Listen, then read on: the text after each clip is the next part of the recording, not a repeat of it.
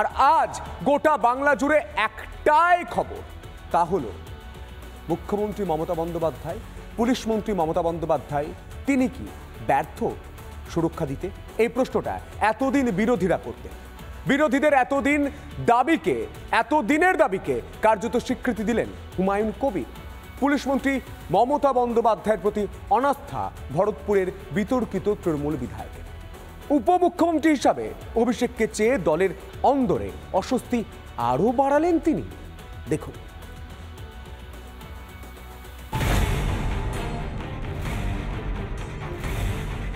হুমায়ুন কবির মানেই বিতর্কিত মন্তব্যের জেরে ইতিমধ্যেই লাইমলাইটে ভরতপুরের তৃণমূল বিধায়ক। এবার সরাসরি পুলিশ মন্ত্রীর বিরুদ্ধে অনাস্থা আনলেন তৃণমূল নেতা। সেই সঙ্গে মমতা বন্দ্যোপাধ্যায়ের ভার লাঘবের কথাও তার মুখে। মুখ্যমন্ত্রীর কাছে আবেদন করব যে যত তাড়াতাড়ি সম্ভব, যত দ্রুত সম্ভব ওনার একটু লোড কমার দরকার। শুধুমাত্র মুখ্যমন্ত্রীর দায়িত্ব কমানোর আর্জি জানিয়ে ক্ষান্ত হননি হুমায়ুন। উপমুখ্যমন্ত্রী তথা পুলিশ মন্ত্রী হিসেবে সরাসরি অভিষেক বন্দ্যোপাধ্যায়ের নাম প্রস্তাব করে এক প্রকার উস্কে দিলেন তৃণমূলের আদি নব্যদন্ত। বা রাজ্য প্রশাসনের থাকেন, তাহলে আমার মনে হয় পশ্চিমবাংলার সাধারণ মানুষও উপকৃত হবে। হুমায়ুনের মন্তব্যকে যদিও ব্যক্তিগত বলে দায় ঝেড়ে ফেলতে চেয়েছে শাসক দল। উপমুখ্যমন্ত্রী বিতর্কে সাবধানী পদক্ষেপ কৃষ্ণেন্দু নারায়ণ চৌধুরী। মুখ্যমন্ত্রী কাকে ডেপুটি সিএম করবেন, কি কাকে মন্ত্রী করবেন, তাকে পদাধিকারটা ওনার ব্যাপার। এগুলোতে আমি তো হুমায়ুন কবির নয়, আমি কৃষ্ণেন্দু চৌধুরী। উনি যেটা করবেন সেটাকে সবাই মেনে নেবে। হুমায়ুন কবিরের বক্তব্যটা কি? ওটা ব্যক্তিগত ওনার ব্যাপার। কিন্তু একই হুমায়ুনের রক্ষে নেই সৌগত তার দোষর। রাজ্যের আইন শৃঙ্খলা নিয়ে বারবার প্রশ্ন তুলেছেন বিরোধীরা। এবার মমতার পুলিশের ভূমিকায় প্রশ্ন তুললেন বর্ষিয়ান তৃণমূল সাংসদ সৌগত রায়। কলকাতা শহরে বিহার থেকে 9mm পিস্তল আসছে, এটা তো ভাবা দরকার। পুলিশ কি করে? আমাদের যে বর্ডারগুলো আসে সেখানে দেখার কেউ লোক নেই, আর পুলিশ কাউকে ধরতে পারে না। হুমায়ুন ইস্যুতে তৃণমূলকে তোপ দেখেছে বিজেপি। ক্ষমতা দখল নিয়ে পিসি ভাইপোর ল্যাং মারামারি চলছে বলে কটাক্ষ সুকান্ত মজুমদারের। এবং ভাইপো চেষ্টা করছে পিসিকে ল্যাং মারার, পিসি চেষ্টা করছে ভাইপোকে ল্যাং মারার। আবার আমার কাছে এরকমও খবর আছে, মাননীয় মুখ্যমন্ত্রী উত্তরবঙ্গের প্রবাসে গিয়ে, উত্তরবঙ্গের ভ্রমণে গিয়ে বিভিন্ন জেলার এসপিডিএমদেরকে বলে এসেছেন যে আমার অফিস থেকে কোনো ইনস্ট্রাকশন এলে মানা হবে, অন্য কোনো অফিস থেকে যেন কোনো ইনস্ট্রাকশন যেন মানা না হয়। অর্থাৎ এই যে ফ্যামিলির যে ড্রামা, সেই ড্রামা এই মুহূর্তে জমে উঠেছে। আমরা এখন দেখতে চাই যে শেখ শাহজাহান এবং ঔরঙ্গজেবের ইতিহাস আবার পুনরাবৃত্তি হয় কি হয় না। শুধু বিজেপি নয়, একযোগে তৃণমূলকে নিশানা করেছে সিপিএম এবং আইএসএফও। তৃণমূলের মধ্যে মমতা ব্যানার্জির সম্পর্কে আস্থা যে কমছে এবং ক্রমশই কমছে, এটা পরিষ্কার, একদম পরিষ্কার। কিন্তু এটা শুধু মমতা ব্যানার্জির সম্পর্কে আস্থা কমছে, মমতা ব্যানার্জির সম্পর্কে আস্থা আছে, তৃণমূলের সম্পর্কে আস্থা নেই। এখন মমতা ব্যানার্জির সম্পর্কে আস্থা কমছে মানে তৃণমূলের সম্পর্কে আস্থাটা পুরোপুরি কমছে, এ নিয়ে কোনো সন্দেহ নেই। হুমায়ুন কবিরের মুখ দিয়ে কেউ নিজের মত প্রকাশ করছে না তো? প্রশ্ন তুললেন নওশাদ। দলের মধ্যে নাকি একটা অভ্যন্তরীণ একটা লড়াই চলছে, ক্ষমতা হ্রাস কার হাতে কন্ট্রোল থাকবে, তারই কি বহিঃপ্রকাশ হচ্ছে? কেউ কি হুমায়ুন কবির সাহেবকে দিয়ে কারো মনের বক্তব্যকে ব্যক্ত করার চেষ্টা করছে? এটা হচ্ছে না তো। রাজ্যের বুকে একের পর এক ধর্ষণ, খুন, অপরাধের ঘটনায় প্রশাসনিক ব্যর্থতার কথা বারবার খবরের শিরোনামে এসেছে। সাম্প্রতিক কসবা কাণ্ড তাতে ঘৃতাহুতি দিয়েছে।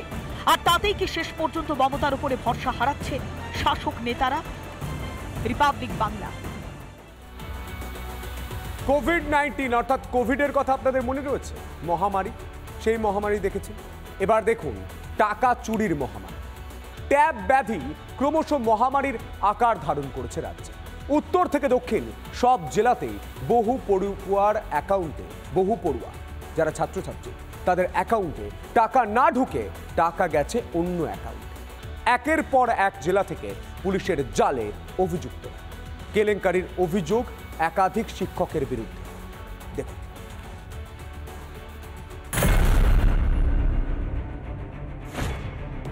রাজ্যের উত্তর থেকে দক্ষিণ তরুণের স্বপ্নভঙ্গ। একের পর এক পড়ুয়ার অ্যাকাউন্টে ঢোকেনি ট্যাবের টাকা। সেই টাকা নাকি গিয়ে ঢুকেছে অন্য জেলার, এমনকি ভিন রাজ্যের অ্যাকাউন্টে। ট্যাব কেলেঙ্কারির তদন্তে নেমে শিলিগুড়ি থেকে গ্রেফতার টিম।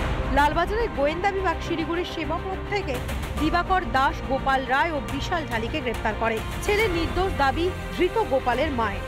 বলেই না, নাম্বার বলেই না, খালি আমার বৌমা বলতেছে মা আমি গাড়িতে আসি, অসুবিধায় আসি, আমার বৌমার অসুবিধা, তো গাড়িতে অসুবিধা আসি মা, এখন আমরা ঢুকি নেই। এখন ঢুকলো, এখন ওই যে নাল বাজার কোথায় বলে আমি যাইনি না, ওখানে যাই। আমার ছেলে তো কোনোদিন ওগুলা করবে না, ছেলে ঘুরতে গেছে।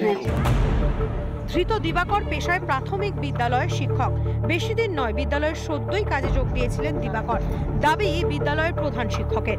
না স্যার, যেহেতু নতুন জয়েন করছে এখানে, ফেব্রুয়ারিতে জয়েন করছে, তারপর স্কুল আসছে যাচ্ছে, তার তো যেহেতু নতুন, অনেকদিন হলে কিছু জানতে পারতো। যদি থাকে তাহলে তো এটা করা ভালো না, যদি হয়ে থাকে তাহলে তো ভালো না এই জিনিসটা।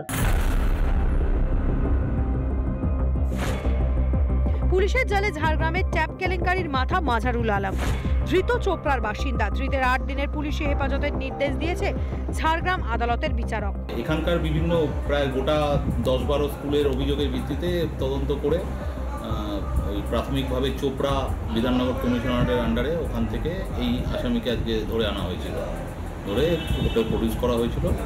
10 দিনের পিসিপিআর করা হয়েছে। ট্যাব কেলেঙ্কারি যেন আতুর ঘরে পরিণত হয়েছে উত্তর দিনাজপুরে। পুলিশ শুধুমাত্র এই জেলা থেকেই 13 জনকে গ্রেফতার করেছে। ইসলামপুর থানার পুলিশ 6 জন অভিযুক্তকে গ্রেফতার করেছে। চোপড়া থানার পুলিশের জালে আরো 7। এই অবস্থায় পুলিশের গুণগানই শোনা গেল তৃণমূল বিধায়ক আব্দুল করিম চৌধুরীর গলায়। আমাদের বাংলার পুলিশ দপ্তরকে আমরা অ্যাপ্রিসিয়েট করতে যে ভালো হবে, সবচেয়ে এগিয়ে আমাদের ইসলামপুর পুলিশ ডিস্ট্রিক্ট থেকে চোপড়ায় যে বড় বড় চোরগুলোকে ধরা পড়লো, এটাতে আমাদের গ্রেট সাকসেস। এদিকে পড়ুয়াদের টাকা ফেরতের দাবিতে শিলিগুড়ির ডিআই অফিসের বাইরে বিক্ষোভ দেখায় নিখিলবঙ্গ শিক্ষক সমিতি। আমরা এটা সাইবার ক্রাইমের বিষয়, এই বিষয়টি নিয়ে প্রকৃত পূর্ণাঙ্গ তদন্তের দাবি করছি এবং অবিলম্বে শিক্ষার্থীদের অ্যাকাউন্টে তাদের প্রাপ্য টাকা, ন্যায্য টাকা যাতে প্রদান করা হয় তার দাবি জানাচ্ছি। রাজ্যে বসেই তরুণের স্বপ্নর এই জালিয়াতি। গ্রেফতার একাধিক শিক্ষক। ছাত্রদের জন্য বরাদ্দ টাকা নিয়ে ছেলে খেলা। দেখুন, নিশ্চয়ই তৃণমূল শিক্ষা সেলের নেতা হবে। তো তৃণমূল নেতা, তৃণমূল হওয়া মানে চুরি করার গ্যারান্টি, এই গ্যারান্টিটা আছে। মোদিজির গ্যারান্টি যেমন আছে আগামী 5 বছর রেশনে ফ্রিতে চাল দেওয়া হবে, রেশনে ফ্রিতে জিনিস, পিডিএসে জিনিস দেওয়া হবে, সেরকম তৃণমূলের গ্যারান্টি হচ্ছে মোদিজি চাল পাঠাবে, তৃণমূল চুরি করবে। রাজ্য সরকারের পোর্টালে ঢুকে জালিয়াতি কি খোলামখুচি? দুর্নীতিকেই প্রশ্রয় দিতেই কি সরকারি পোর্টালগুলির নিরাপত্তার গাফিলতি? রিপাবলিক বাংলা।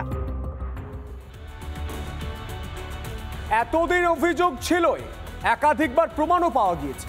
এবার হাতে নাতে প্রমাণ। যাদের পাকা বাড়ি রয়েছে তাদের নামই নাকি জলজল করছে আবাসের তালিকায়। এই অভিযোগ রাজ্য জুড়ে বঞ্চিতদের বিক্ষোভ ছিল অব্যাহত। এবার 3 তলা বাড়ির মালিক, ভাবুন 3 তলা পাকা বাড়ি রয়েছে, সেই বাড়ির মালিকের নাম আবাসের তালিকায়। তমলুকের ঘটনায় শুরু হয়েছে রাজনৈতিক তরজা। দেখুন।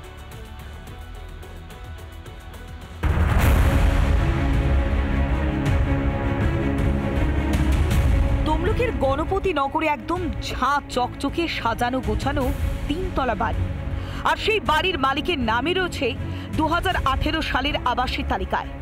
গত 1 বছর আগেও নাকি পাকা বাড়ি ছিল কুঁড়ে ঘর, এমনটাই সাফাই দিচ্ছে গৃহকর্ত্রী। ছোট বাড়ি ছিল, এরকম টালি দিবা, এই পেপার টেপার দিবা, ঘেরা অ্যাপ্লাই করেছিলেন তো? হ্যাঁ, করা হয়েছিল। তারপরে তো এই ব্যবসা তখন পুরো বন্ধ হবার। এই বাড়িটা কবে তৈরি হয়েছে? এই 1 বছর এখনো হয়নি। পেশায় পানের আড়তদার বাড়ির মালিক অভিজিৎ মণ্ডল। একাধিকবার বলার পরও আবাসের তালিকা থেকে নাম কাটা হয়নি বলে দাবি গৃহকর্ত্রীর। অবশেষে আবাসের তালিকা থেকে নাম যেন বাদ পড়ে তার নির্দেশ দিয়েছেন খোদ জেলা শাসক। 3 তলা বাড়ির মালিকের নাম আবাসের তালিকায় থাকা নিয়ে শুরু হয়েছে রাজনৈতিক তরজা। 22 সালের দিকে হচ্ছে বিজেপি যখন ওটা পঞ্চায়েতে ক্ষমতাটা এলো, এবং সেই পঞ্চায়েতে ক্ষমতায় আসার পর তার পরবর্তী সময় যা দেখলো, উনি তৃণমূল কংগ্রেসের একজন দলের একটা সমর্থক এবং সেই নামটা দেখার পর ওনারা আর কাটলেন না, ওনারা রাজনীতি করতে নেমে গেলেন। এটা সম্পূর্ণ ভিত্তিহীন। আজকে সবাই জানতে পেরে গিয়েছে। আজকে যদি ক্ষমতার হস্তান্তর না হতো 2023 সালে, তাহলে ওই ব্যক্তি ঘর পেত এবং যে তৃণমূলের নেতারা ওই ব্যক্তির নাম লিস্টে রেখেছিল তারাও তাদের বকশিসটা পেয়ে যেত। আর কতদিন চলবে এই দুর্নীতি? পূর্ব মেদিনীপুর থেকে প্রসূন ব্যানার্জি রিপোর্ট, রিপাবলিক বাংলা। নানা ধরনের কন্টেন্ট দেখার জন্য লাইক করুন, শেয়ার করুন আমাদের ফেসবুক পেজ, সাবস্ক্রাইব করুন আমাদের ইউটিউব চ্যানেল। পাশাপাশি অন্যান্য ব্রেকিং নিউজের জন্য অবশ্যই চোখ রাখুন রিপাবলিক বাংলায়।